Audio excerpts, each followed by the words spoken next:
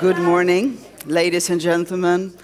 I'm very, very proud and grateful to be able to welcome you to this very special day. My name is Annika Dopping, and my passion as a senior TV producer has always been to find and convey human progress in any form to as many as possible. So the moment I heard about this auspicious assembly, for the first time ever, was going to meet in Stockholm to explore whether complex systems adaptive science could help our endangered species survive in these very troubled times and help us change course to a sustainable one. I started my endeavor to see how can we share this with the public. I use the same amount of the resources that they do in 40 generations. When I compare with the Maasai in Africa, I use 250 times what they do. So when we start to change the society to something sustainable, we need to think about the equity. And I never hear this word in these discussions. But it's very, very important. We're on the way to a mass extinction. A mass extinction is 75% more of all species going extinct. There's been 5 in the past 550 million years. The biggest is the Permian. 97% of all species went extinct. How big is this extinction event going to be? Frankly, we haven't the faintest idea. None. And meanwhile, our economy is growing at 4% and will be 10 times larger, invading every habitat on the planet, moving species from one to another environment. And sometimes they fit in, the species fits into the new environment. Sometimes it wreaks havoc on that new environment. The recovery from a mass extinction isn't in the thousands of years, it's in the millions of years, and we're not going to survive it. What in the world do we dare to do to the planet? Not the planet, the biosphere that's been around for 3.7 billion years. How dare we? I work in the area of climate and green finance. How do we redirect financial flows so they will have less impact on the climate change and on the environment? But also, how do we study the impacts of climate change on the financial system, whether they be national or global, so that we might maintain a stable financial system which does not disrupt the climate as it's doing right now. The big investments that are going into the fossil fuel industry, a lot of people are not aware that the assets they are investing in will become what we call stranded assets. As governments pass legislation more and more and make policy that will phase this out, the price of those assets will decline significantly. It has been estimated by Citibank, for example, that by 2040 rather, $33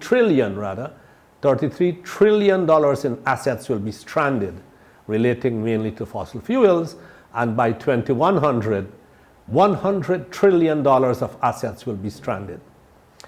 People are making blind investments and they need to be aware, and we are trying to spread that word. In the stock market, we started with a very interesting perspective of if we maximize the shareholders' value, we solve the issues. We give all the power to these guys and they will make the world a better place. And what do we have today? Populism. The destruction more of the nature. We have a lot of philanthropy, but I can tell you it's a fraction. It's a fraction of what the money is out there. A terribly important component is that we combine the need to change with the possibilities for what could be. And so you could ask about children and education. What will the children of today, my grandchildren, what future will they envision that is not only different, but equally better? Can they see a world where we use less energy, or we use energy differently, or we live differently in a way that they see as being better than what we currently have? Is a more fair world a better world? Even if some people have less than what they have now, which is probably a lot more than most of us need anyway. What is our new relationship with the Earth? And how are we embedded within it instead of mastery over it? And so I find it very exciting to think together through new paradigms, because if we manage this through old paradigms of extraction, maximization of profit, even reversing to say, what does it take to minimize our profit? What does it minimize our footprint and be part of a collective whole? I think that's the message of Santa Fe when we look at living systems, and that the fact that life is a distributed property, not an individual property. Same thing with our relationship to the world. Can we become embedded in the world and have a true, real exchange with the world? Because our life and our economy is in that relationship. The value system isn't about being right or wrong. It's about righting yourself, like a captain would right his sailboat to the winds of change.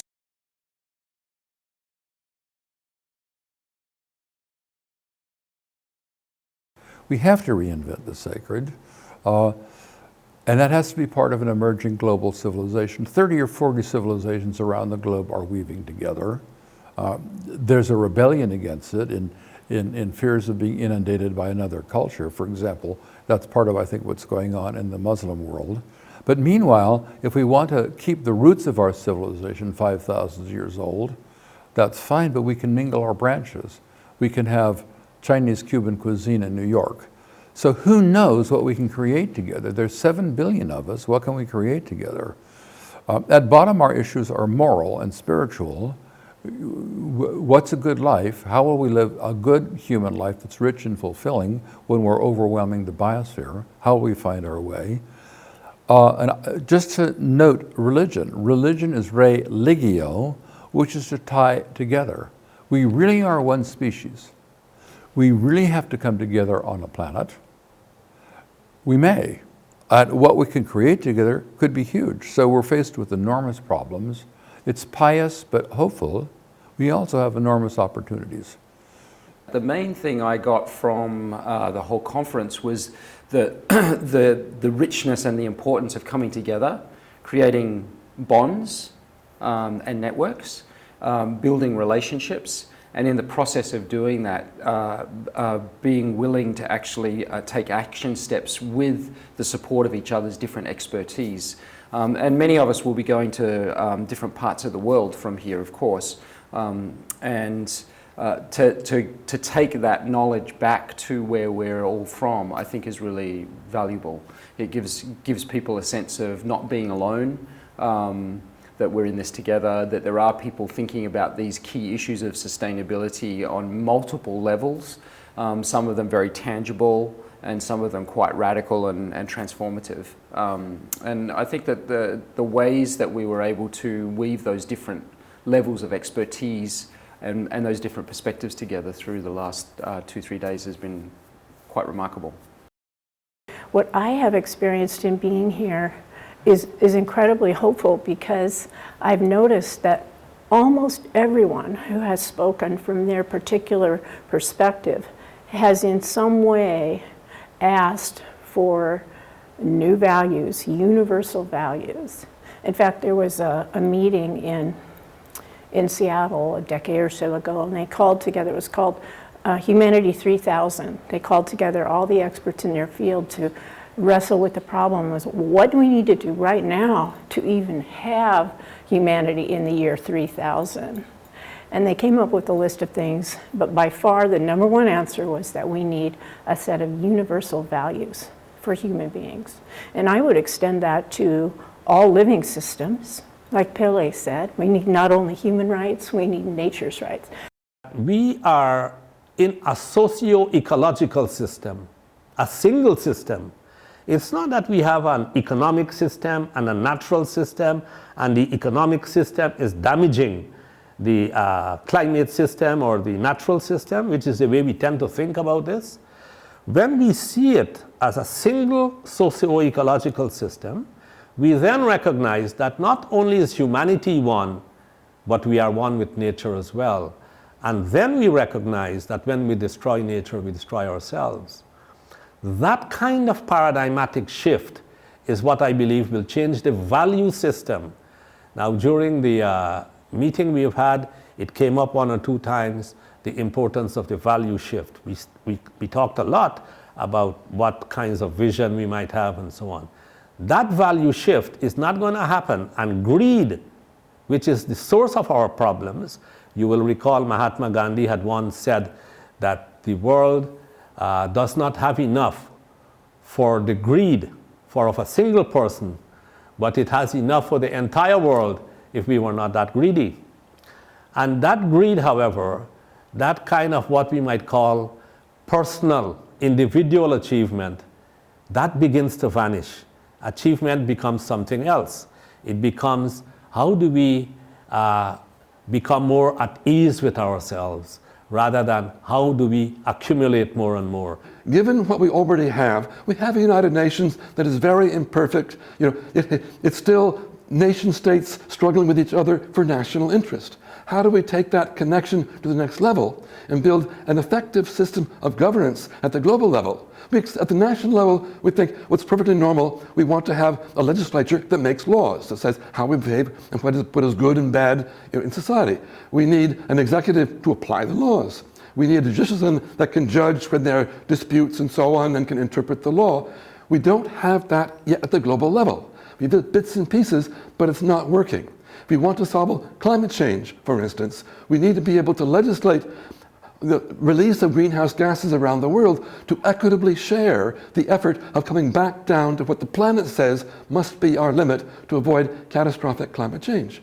But it's not the voluntary agreements from the Paris Agreement, they're not sufficient, because still each one, where can I get the best amount of myself and not the common good of the whole? So we need mechanisms to allow us to connect and integrate globally and to share that responsibility so everybody feels this is just and equitable. I'm doing my part, everybody else is doing their part. I think with that kind of values of unity, we'll be able to find many of the solutions as we go ahead to these threats that we're facing today in the world.